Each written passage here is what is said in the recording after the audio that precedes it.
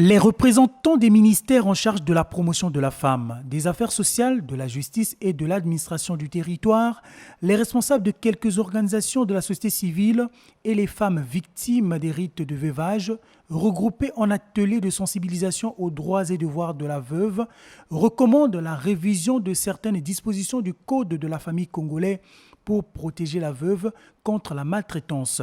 Les participants appellent le gouvernement et le Parlement à prendre des mesures répressives en cas de violation des droits de cette catégorie vulnérable. Nous levons pour réclamer nos droits et je voudrais également demander à toutes les veuves de ne pas accepter certaines choses.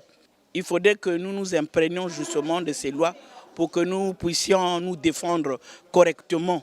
Les deux ONG, notamment Association Dignité Féminine et Action Évangélique pour la Paix, qui plaident pour l'amélioration des conditions sociales des veuves, luttent pour l'éradication des pratiques ancestrales dégradantes. La loi condamne, mais quelles sont les mesures d'accompagnement ?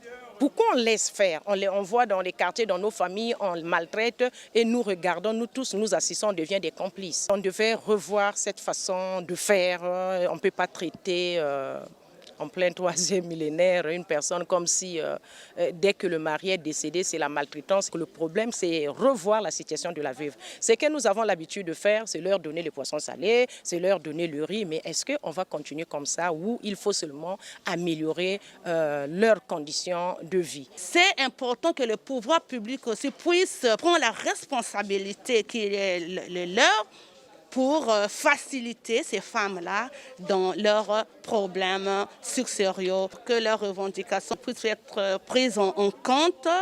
Cet atelier axé sur le pré-mariage, les rites de veuvage et les droits successoraux de la veuve, thématique animée par la juge Christine Ngoma Manyungi, a été soutenu par le programme concerté pluriacteur PCPA qui accompagne la société civile dans sa lutte contre la pauvreté et les inégalités.